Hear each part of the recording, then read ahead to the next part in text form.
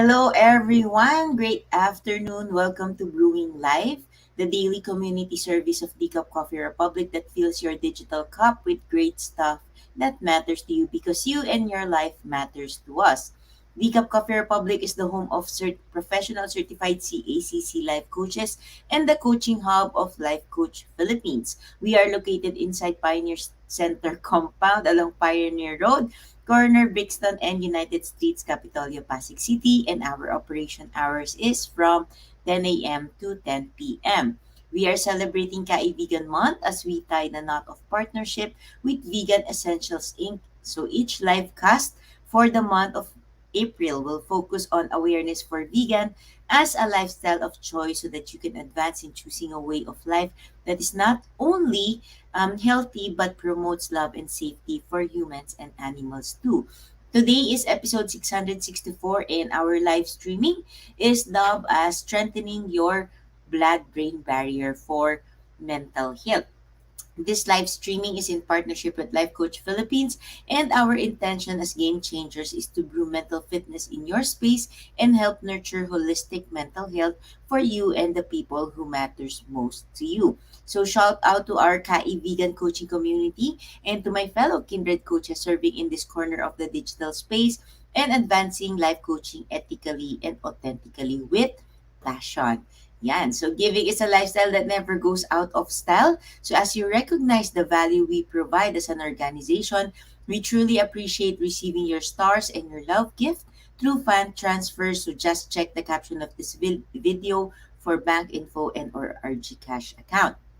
We exist to help clients experience healing and breakthrough by providing a safe space for inspiration to begin with a cup of coffee and for transformation to happen through the platform of life coaching. So we are more than just a traditional cafe that serves your favorite and classic comfort food like sausage platter, waffles, bagels, cakes, milkshakes, coffee-based drinks because we help individuals to make a therapeutic lifestyle change with our line of plant-based meals, natural fruit juices, keto products, sugar replacement, insulin organic wine, and tea. So Decaf Coffee Republic is also the exclusive distributor of David's Faith Insulin Wine and Tea in the area of Mandaluyong and Parañaque. So our hashtag Save One campaign against diabetes is ongoing, and we invite you to join us as resellers and brand ambassadors to help raise awareness of sugar regulator products to help fight the debilitating symptoms and effects of diabetes. Please check our FB page for the menu of sumptuous meal and refreshing drinks or connect with Coach Rezzhel through 0917-586-1661 to partner with Decaf Coffee Republic in advancing health and wellness in your space. So if you just joined us welcome and thank you for being here.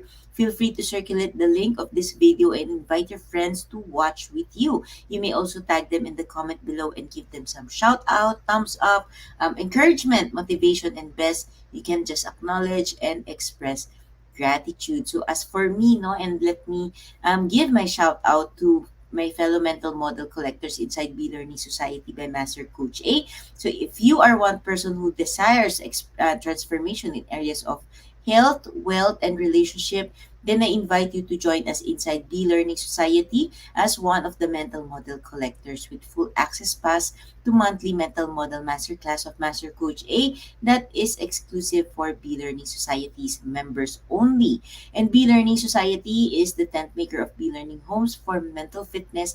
And on top of the food and beverage discount we enjoy from Decaf Coffee Republic, mental model collectors also benefit from 90-minute free coaching session with senior coaches from Life Coach Philippines. So for more information and registration assistance, connect with Coach Rezzhel through 0917-586-1661. So we are now diving into today's conversation, which is about strengthening your blood-brain barrier for mental health. So please do tag your friends, forward this video link, and invite others to join us in our conversation on radical healing. So just in case you haven't met me or you met me for the first time, my name is Life Coach Teng. So I'm a professional certified CACC life and mental health coach from the Life Coach Philippines, and I help mentally challenged individuals stuck in cycles of mental challenges and pain to take full control of their life towards healing and recovery. So if you are watching this on a replay, then please do comment hashtag replay and do send us a message if you wish to connect with any points that resonates with you. And you may also, of course, find the YouTube link where you can watch the replay of all the episodes of Brewing Live in the caption of this video. So please do follow and subscribe to the channel so you'll be notified when new learning videos become available. Ayan. Okay, so let's again dive into the conversation, strengthening your blood-brain barrier for your mental health. Ayan. So did you know that there is actually a research that says no that in the 21st century, which is already happening now, human aging will be one of the biggest challenges for most society throughout the world. Kaya 'di ba madami naman mga operations, procedures no that is really going for the youthful look no, yung mga anti-aging na yan no. And the decline in human fitness as well. Okay. So, kaya health and fitness is very rampant, no? So, technically, there is, no, aging. The human aging is a natural process, but in this 21st century, no, there is a big decline in human fitness, and this is the typical actually hallmark no of the aging process. So magkakabit po sila no. Since aging no, one of the biggest challenges is human aging no. Yung human fitness is tinatamaan. So aside from the cardiovascular system and other health issues no, did you know that in the 21st century, it is, and there is a research no, that says that the brain suffers the most in this aging process. When human fitness goes down, cardiovascular system gets affected, ang pinaka nagsasuffer the most is our brain. Ayan. And did you know that actually, our brain is protected by what we call the blood-brain barrier or BBB, no? Tatlong B, three Bs, no? Blood-brain barrier. And it is actually a protective shield that surrounds your brain. So, sinusurround niya yung brain natin, no? It protects, siya yung nagiging in between the spinal cord and syempre yung mga blood inside our brain. No? So, nandyan si blood-brain barrier. So, ano ba yung function ni blood-brain barrier? Okay? So, the function of the blood-brain barrier, a properly functioning actually no blood-brain barrier is actually absolute critical for optimal brain and mental health. Hello, Coach Lean. Okay. So, si blood-brain barrier is a crucial immunological feature. Ibig sabihin, immune. Ibig sabihin siya yung taga-protect no ng ng immune system ni brain. So look at it at that way para mas simple siya no. So it's a crucial immunology feature of the human central nervous system or CNS no. It maintains actually the right balance within the brain and blocks substances that would disrupt the essential neural functions. In many ways actually it is what we call the barrier between life and death. O, di ba? Ang tindi. So, kailangan talaga natin kilalanin si blood-brain barrier. Hello, Coach Teen. Great afternoon. Ayan. Again, blood-brain barrier protects your brain and technically, no, it protects everything that goes into the brain. So, binablock niya yung substances na wala dapat sa brain natin. And by blocking that, no, it maintains the normal, the balance inside our brain, yung neural functions, para tama po yung functions ng mga neurons natin, no. Kaya siya tinatawag na barrier between life and death. Okay? Parang just think of it that there's a cliff there. May cliff, no?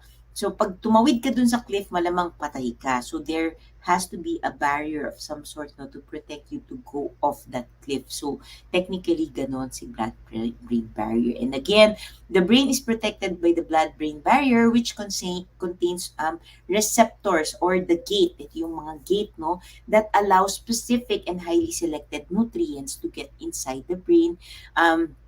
and nutrients allowed inside the brain are what we call the brain essential nutrients. Okay? So later on, I will be discussing as well no, kung paano mo ipoprotect tong blood-brain barrier. Hello, Coach Joanna. Hello, Coach Marife. Congratulations, Coach Marife, no, sa Region 8 Life Coaches. Ayan, nagaling po kami sa mission with Master Coach A. And congratulations much, Master Coach A and Life Coach Philippines, and to my fellow mga nagpunta sa mission field as well on Region 8. Congratulations. So we just came back. Ayan. So, continue natin si BBB. Hello, Coach. Hello, Kichi. Okay. So, when the BBB or the blood-brain barrier actually um, gets damaged, no, it actually can get damaged, no, or disrupted, no.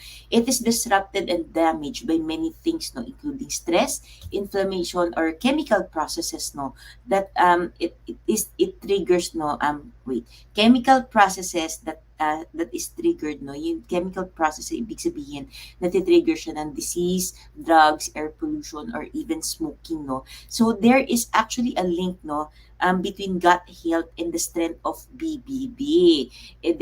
This kasi yung brain natin is connected with the brain and gut axis. So later on, I will be discussing this, no, on a next topic. Okay? So kay BBB muna tayo. Okay? So harmful toxins and compounds can damage your blood-brain barrier, and eventually, no, when your blood-brain barrier is damaged, no, ibig sabihin nun, di ba siya nga yung tagaharang. So may mga harmful toxins, no, compounds that can get in our brain that eventually, no, results in brain inflammation. So when BBB breakdown is associated with normal aging, no, and technically, sorry, BBB breakdown is associated with normal aging and various neurodegenerative diseases. Kaya ngayon, 21st century, challenge natin is really the aging process and human fitness. Ayan, okay? So, inflammation in our brain is actually linked, no, to cognitive decline. So, humihina po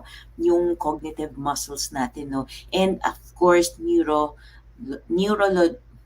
neurological disorders, okay? And if often, pati brain fog po, no, kasama dyan. Okay. So increased permeability of BBB kasi technically BBB is permeable, no.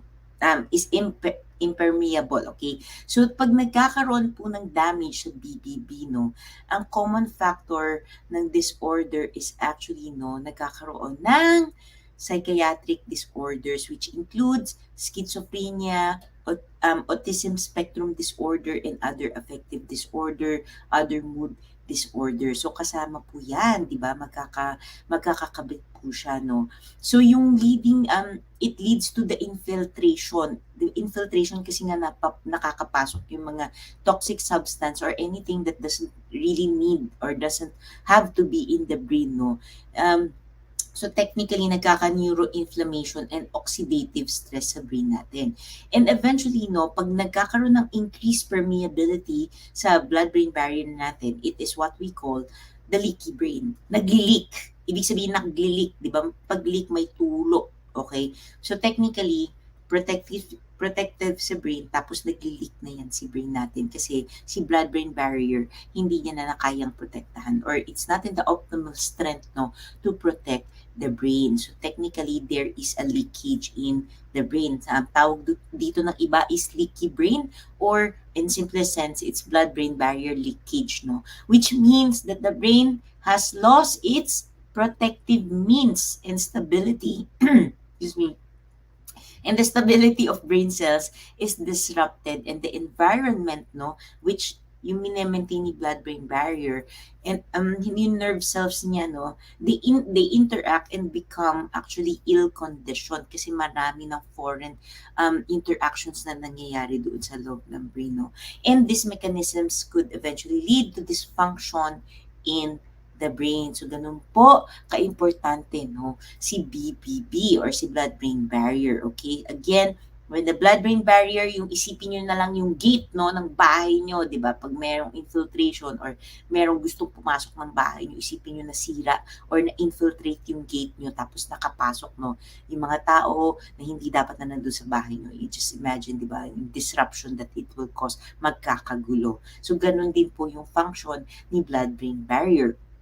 So when the blood-brain barrier no allows harmful substances to enter your brain, it contributes to brain inflammation, which again, i-repeat ko, has been shown to cause cognitive problems and mental illness. Okay, so hyperpermeability of the blood-brain barrier and neuroinflammation is actually linked to a number of different brain and mental health problems again, and symptoms as well, no? So it again includes depression, anxiety, cognitive impairment, brain fog, Alzheimer's disease, Parkinson disease, even headaches. Ayan, headaches, migraines. So if you've been experiencing migraines, kasama po yan dito. Chronic fatigue syndrome, palagi ka na ng pagod. Attention deficit hyperactivity disorder or ADHD and schizophrenia. So ano nga ba yung nagko-contribute no ng having a leaky brain or nasisira yung blood-brain barrier natin or it weakens no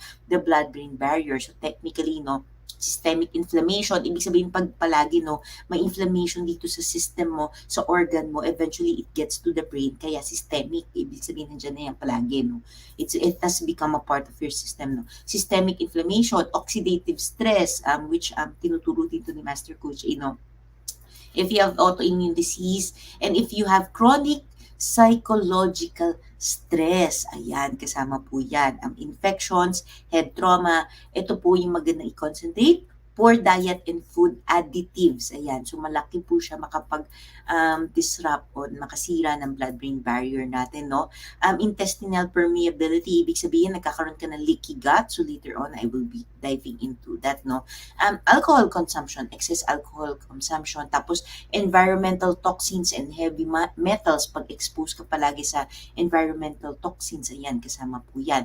High blood sugar, ayan, kaya po tayo may insulin, wine, and tea para po ma-regulate ang sugar natin kasi nga we give importance to our not only physical health no but mental health kasi po magkakalink yan, kasama may science po kasi yan no. And poor brain blood flow. Okay? So, ang good news naman dito, pag meron ka, feeling mo that your blood-brain barrier is weakened or you think no yung lifestyle mo can be improved no in order to protect the blood-brain barrier or heal the blood-brain barrier or strengthen the blood-brain barrier, no? So you can have a better mental health, no? Ang good thing naman doon kasi is you can repair your blood-brain barrier when it breaks down or it becomes leaky. It can be fixed. Yung leak, no, yung mga tulo sa bahay, di ba, kaya yan i-fix. So ganun po this si blood-brain barrier.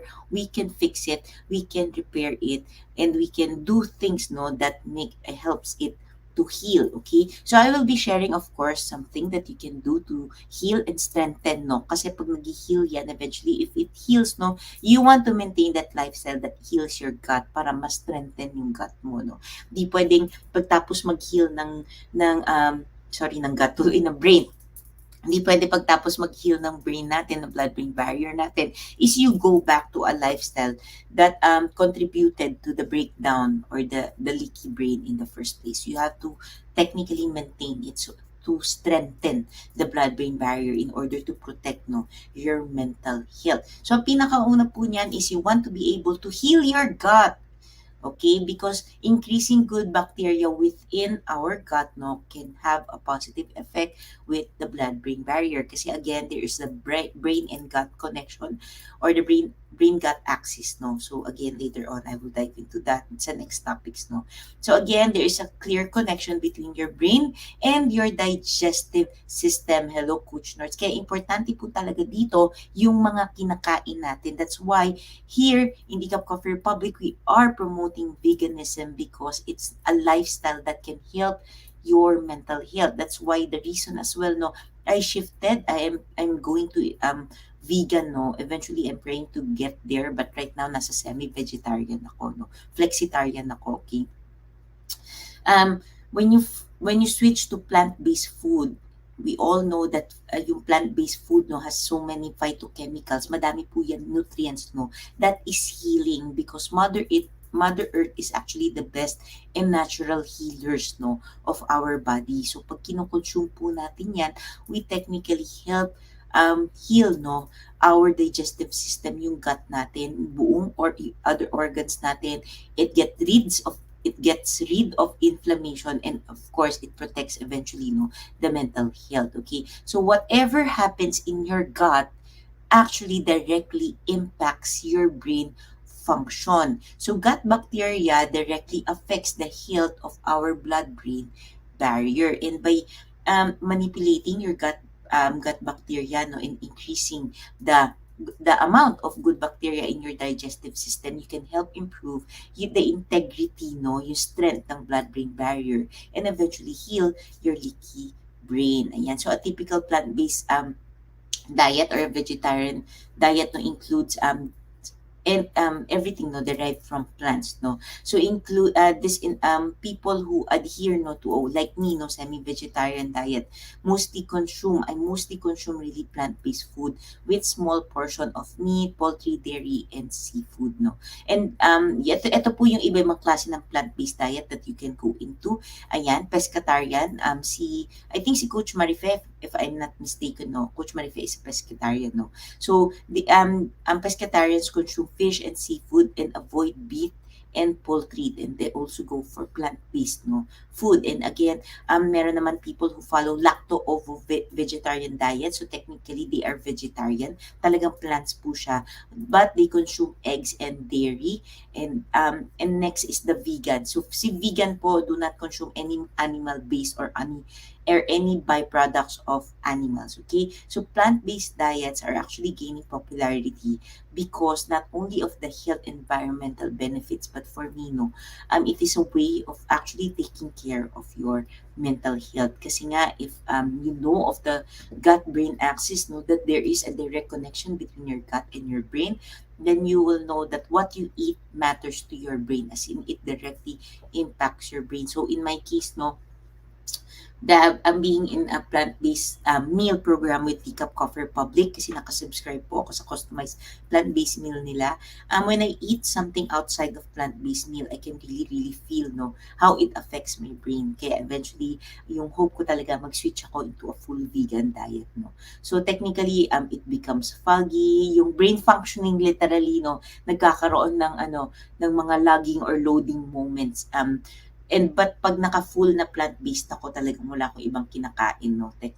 Maganda po yung functioning ng brain. So that's one of the things, no, that you can do, no, is actually heal your gut with what you eat. And then you want to look into sulforaphane, no. It's a phytochemical, again, phytochemical, so makikita mo na naman to sa plants, no, so that you can eat this, no.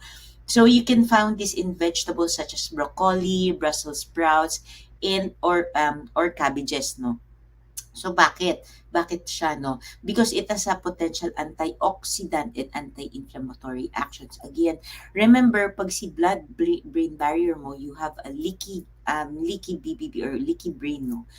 Technically, no, may inflammation yan, okay? And madami pong stress, no? Oxidation stress, no? So you want to have that antioxidant and anti-inflammatory that you want to be able to consume. So, there are numerous studies, no, that have shown now that sulforaphane can prevent the breakdown of blood-brain barrier, and it reduces the permeability of the blood-brain barrier and improve cognitive function. And even, no, kahit na stroke ka and you have traumatic brain injuries, it can improve it. So may study po talaga nito. Then the next is the resveratrol or pterostilbene. Okay? Kaya natin to. Scientific word, no? But I'll be telling you naman kung ano yung mga food na meron nito, okay? So, resveratrol is a beneficial antioxidant and anti-inflammatory compound, no, that you can find in grapes, red wine, raspberry, and dark chocolate. Ayan. Again, dark chocolate, when you consume dark chocolate, on my previous talk, you want to look into yung percentage ng cocoa niya. Dapat at least 70%. Ibig sabihin nun 70% yung cocoa niya and less sa sugar. Okay? Hindi pwedeng you go for dark chocolate but there is so much sugar, because sugar is an inflammatory. Okay?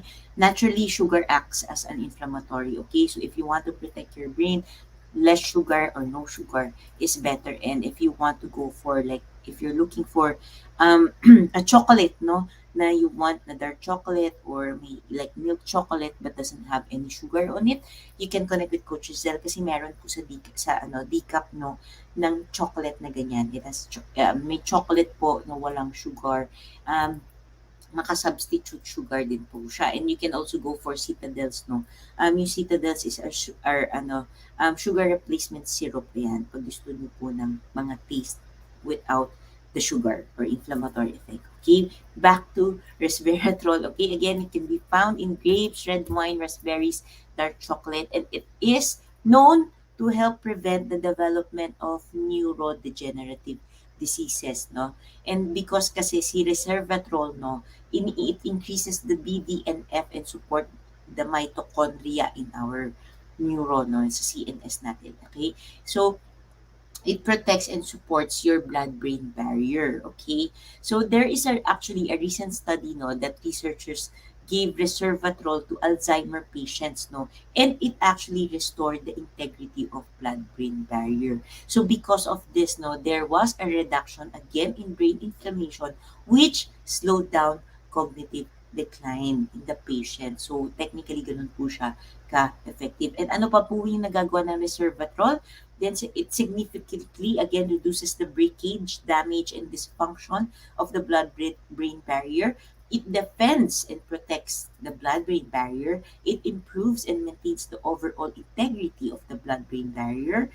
So, ang powerful po ng ability ni resveratrol, no, to stabilize the blood-brain barrier and protect against neuroinflammation. Ayan. So, these are ways that you can help yourself to heal. No?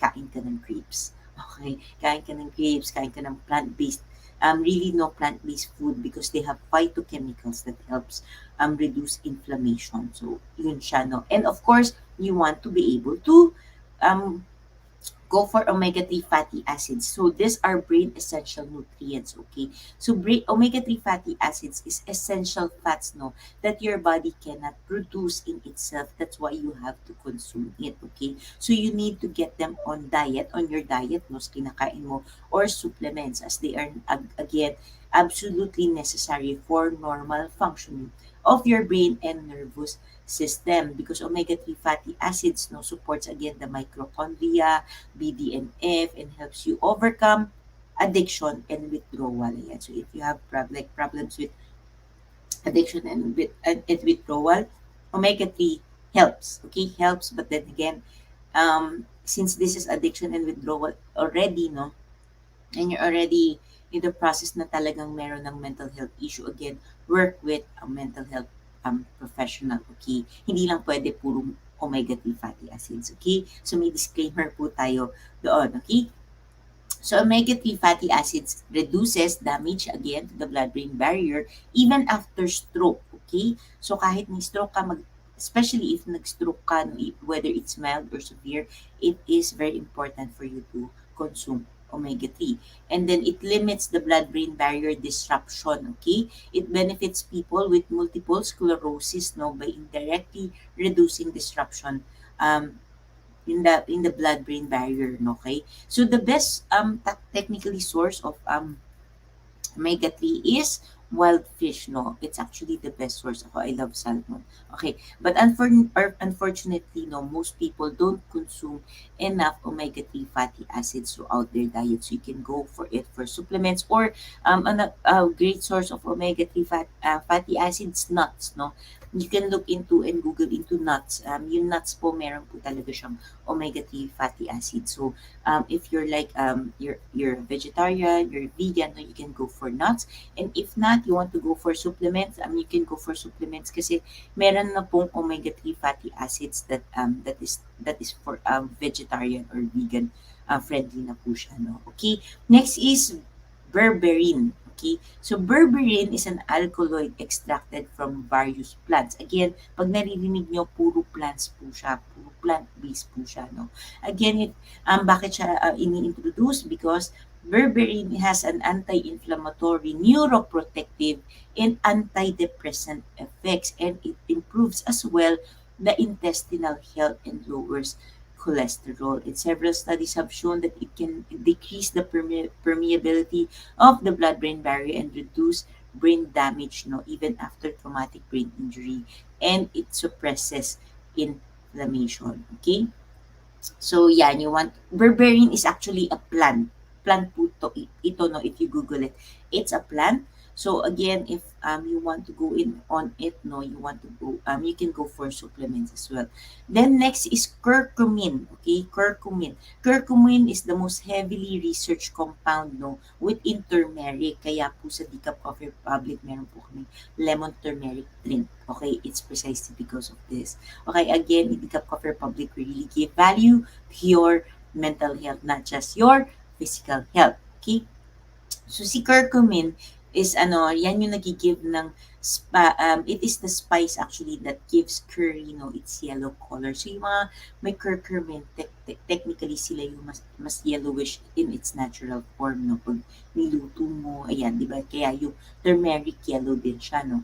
So, curcumin is one of the should be your favorite compound, okay? So it's one of the best compounds for your brain as it lowers stress hormone and increase your brain's growth hormone, okay? So ganyan po siya kaganda. So again, not only does it reduce the disruption and hypermeability of your blood-brain barrier, but it actually reverses blood-brain barrier dysfunctions, no, and improves overall integrity of the blood-brain barrier because again it lowers down stress hormones and it increases your brain's growth hormones. So ganun po siya kaganda, no. And studies have also found curcumin can prevent blood-brain barrier damage and reduce the permeability of blood-brain barrier caused by oxygen and glucose deprivation. So ganyan po. So I've shared with you some, no. Feel free to message me or you can replay the video to get things, no, yung shinare ko that can help yung ang ating blood-brain barrier. Again, the blood-brain barrier is important because it is the barrier between your life and your death. Because pag may nangyari po sa brain natin, di ba, we can literally be brain dead. Technically, yung coma is brain dead, di ba? You can literally be brain dead or yung functions ng other organs mo talaga mag-shut down, okay? So, we need to really, really protect and give importance to our brain health, and it starts with our blood-brain barrier, getting to know what the barrier that protects our brain. And lastly, of course, you want to reduce stress. Okay? So stress is a great factor, no, na nagda-damage po yan ng blood-brain barrier. If you're someone na sinasabi mo, Coach, ano naman ako, naka-vegan lifestyle ako and everything, then you want to be able to look into stress. Okay? Do something every day to manage and reduce your stress because research suggests that acute stress damages the blood-brain barrier and extreme stress has been shown to increase inflammation and increase the permeability of the blood-brain barriers. You want to be able to normalize your stress levels. You want to be able to strengthen your mental fitness to be able to handle stress. Okay, and the most effective way of course, reducing for me, personally reducing your stress and anxiety is by working with a mental health coach. That's why for me, I have my own mental health coach and I've invested so much in my mental health, no, through my mental health coach, which is actually si Master Coach A. Ayan.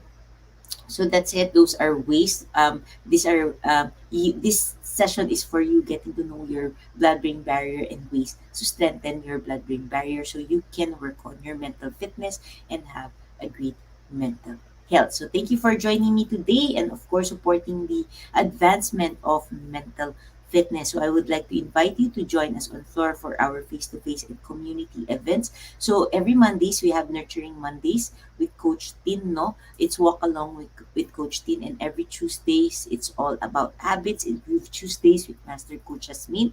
And on Wednesday it's Away in a Day with Life Coach Rezzhel Sanchez, our OM, no? And it's called Purposeful Wednesday. And of course on Thursdays it's with Master Coach A, Coaching for the Soul, which is Strengthening Thursdays. And on Fridays, we give the space a break, a rest, no? And on Saturdays, we are back on Pub Saturdays with Coach Orville for open mic So if you are interested to become a professional service provider, either as a life coach or a mental health coach like us, connect with Coach Rezzhel to 0917-586-1661 to know more about co-actively co-create Life Coach Certification Program by Master Coach A. And we are now accepting application for mental health certification and internship program with limited slots. So make sure that you make that reservation with Coach Rezzhel. Once again, veganism is a lifestyle and we choose to stay cruel-free and sustainable in our product choices, not only in food but in what touches our skin through Veno. So just to join us back tomorrow, same time and same digital space for episode 665, Simple Choices for Vegan Lifestyle by Life Coach C. Once again, this is Life Coach Candee, Teng, mentally fit to serve in behalf of Life Coach Philippines, and this is us in the Philippines. Labang boom, labang boom, labang boom. We'll see you tomorrow again. Have a blessed day. Bye-bye.